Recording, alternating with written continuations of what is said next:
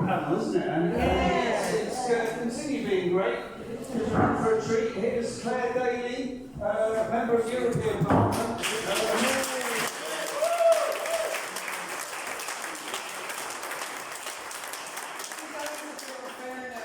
I'm sorry that I didn't suggest going first having to follow that lot again, but look, it is absolutely an honour for me to be here, and thanks so much to Stop the War Coalition for the invite. I want to first start by giving apologies for my colleague Mick Wallace. He had an altercation with a mini digger on a hill in his holidays, which resulted in 3 broken bones, a broken rib, and he's hopping around on a leg and a half, so can't be with us today. But it's my honour to be here in his place, and I think I will leave this being energised from having engaged and listened to the interactions earlier today. I think it's interesting that so many of us have started with the backdrop of this dangerous period of world history, where we see on a daily basis the catastrophic impact of climate change, as colleagues have said, most recently highlighted in the apocalyptic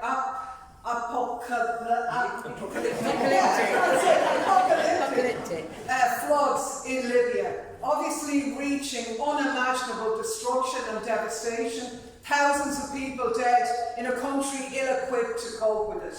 A country which just over 10 years ago was the wealthiest country in Africa, now a failed state thanks to NATO's humanitarian intervention, which saw 14,000 airstrikes and a Western-led overthrow and regime change operation. And it takes some neck to read the call of Barack Obama for charity into Libya now, when the chaotic political situation was fueled by that intervention that he led. They don't deserve charity, they deserve reparations. Yeah.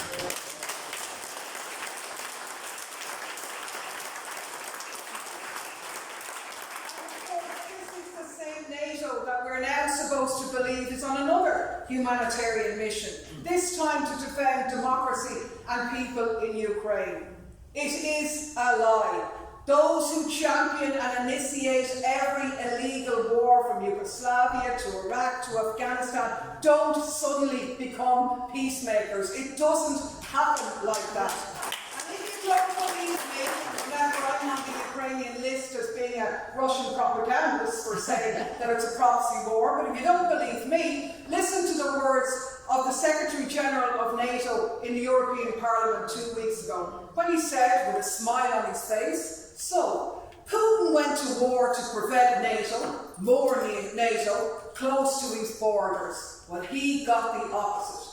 In other words, what he's saying is that it wasn't an unprovoked war of aggression that we hear about all the time. Actually, it was very much provoked, and as every Russian president warned, as NATO got closer and closer, this represented an existential threat to Russian security. Doesn't justify the invasion. No invasion of a sovereign territory ever does, but it does explain it. And that, as everybody has pointed out over the course of the morning, is the backdrop to this conflict. But instead, we're supposed to believe that actually that's not the truth.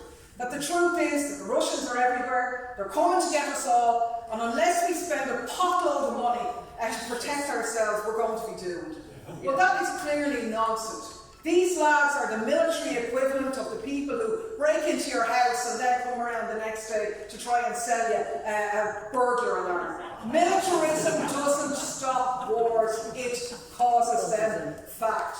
And if you want proof of that, you only have to look at the figures. We've had rising military expenditure every year since 2015. Last year was the highest record level.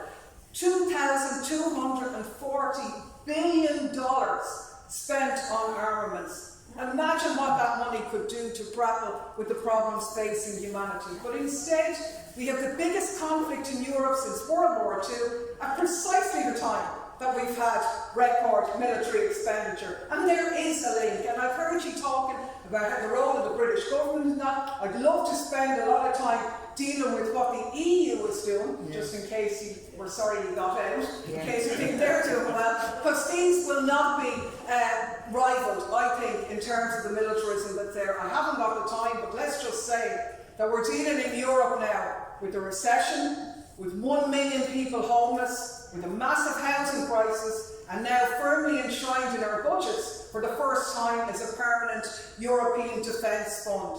€8 billion going to arms manufacturers who research these developments, get to pocket the patents, and then sell European taxpayers back the same weapons of death that were created with our money.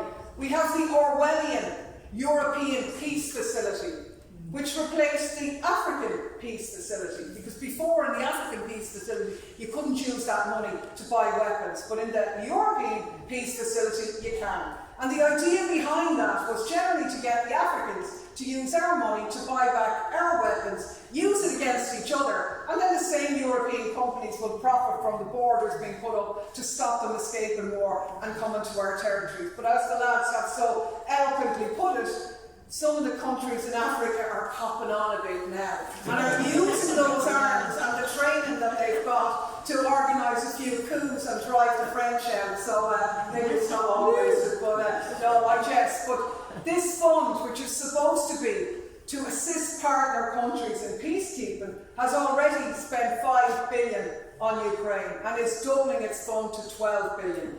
The biggest problem now facing Europe is not homelessness or housing or any of these things. Seemingly, it's defence procurement.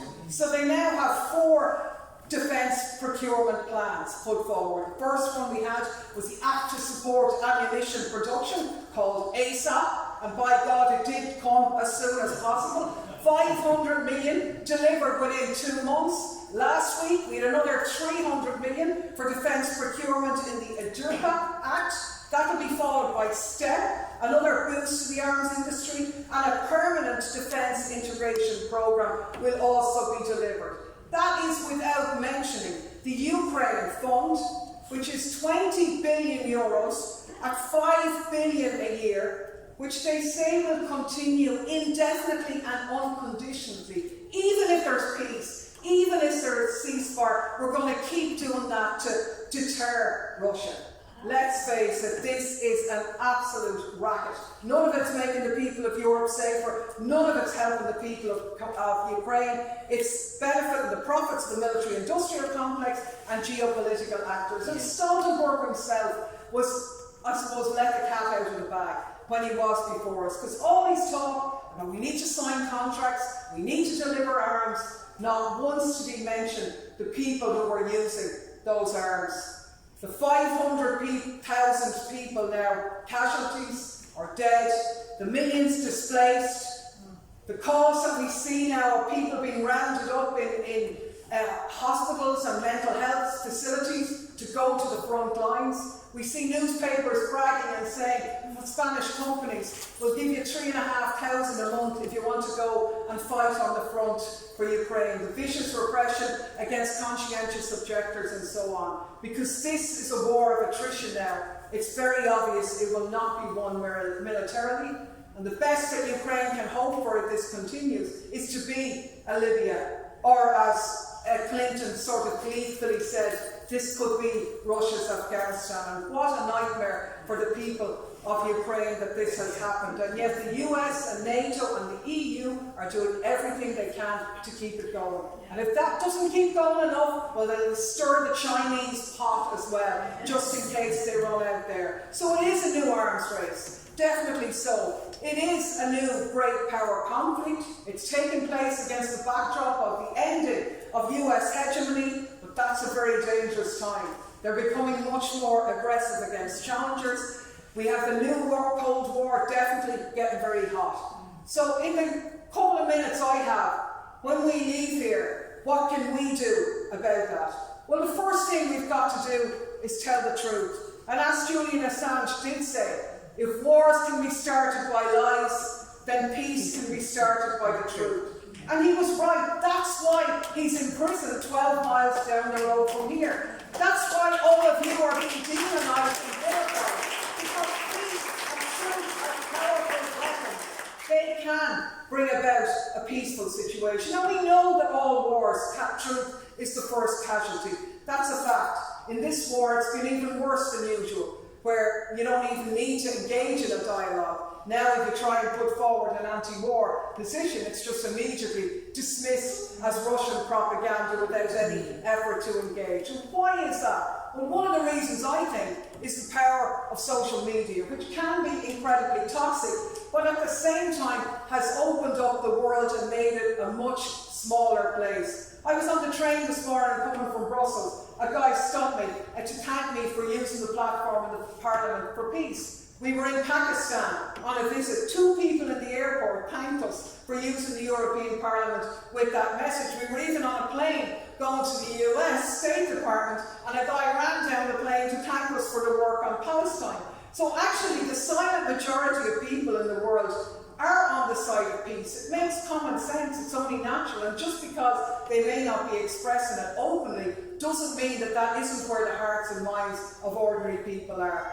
And unfortunately the horrible reality of the war is now leading to a situation where even in the mainstream media the narrative is beginning to creep in, that maybe there should be some talks of peace. Maybe this should be looked at slightly different. And we have to say that that represents an enormous shift in the situation. We've got to take account of it. It's much more likely now that you will hear people say, I didn't really agree with you at the start, but you know what? It's looking like you were right 18 months down the road. There's increased activity going on. Today I was invited to the Humanité Festival in Paris. There'll be 500,000 left-wing activists. Many of the stalls will be anti-war. Jeremy Corbyn last weekend was in Brussels. 15,000 people at the Manifiesta protest and festival there. We've been invited to Sweden, to Italy, to Macedonia, to all of these places to champion the call for peace. More and more people are coming out of the darkness, if you like, and being willing and confident enough to express what they felt in their hearts. And in the European Parliament, the first time there was a motion on this, 13 of us voted against the war. Now it's about 130. Now you could look at that and say, well, that's great.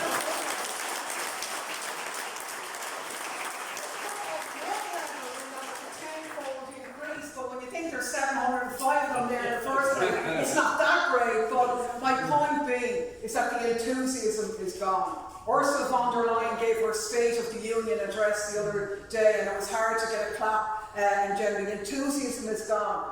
MEPs from Bulgaria and Romania are now worried. They talk about the conflict extending into the Black Sea. They are more likely to argue for peace. We see lunacy coming from the leadership in the Baltic states and the repression of the Russian minority. We see the Polish government talking it up. But this isn't the only example of where the people are divorced from their leadership. We look at the situation in Ireland, whereby our government thought they could come and take our cherished policy of neutrality against the backdrop of the opposition to the war in Ukraine. It was a step too far. They won't be able to get away with that. So it's easier for us now to take the anti-war message out onto the streets, so let's be emboldened on that. Other speakers have made the point that always this viewpoint was a majority view on the world stage. That was there already. Most of the countries where most of the people in the world have already streamed through war. They didn't take sides in this war, not that they don't care about Ukraine, but because they know the horror of imperialism and sanctions and so on. And the days of empire and the old colonial rules of the European countries, we are now in a minority on the world stage. There's a new world order developing around BRICS and around the non-aligned countries, which actually makes the possibility of multilateralism easier. So let's take heart from that. Let's go for here, arguing and redoubling our efforts for peace. And when they accuse you, or try to, and say that, oh, you just want to appease Russia, that's all you're doing, that Ukraine has to win back every single inch of its territory before its paymasters will allow them to stop the war, well, remind them that 17% of the island of Ireland is still occupied. There are hundreds of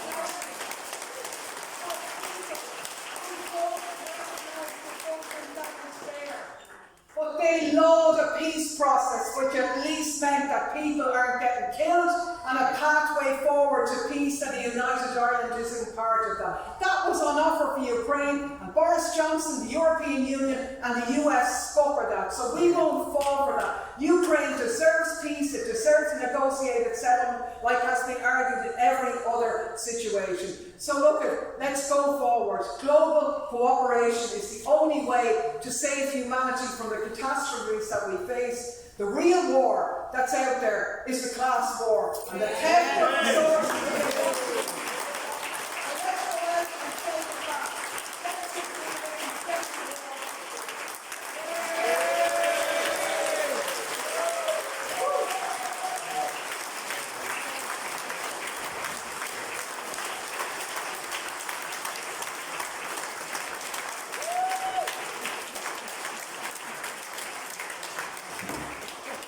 Brilliant. Thank you.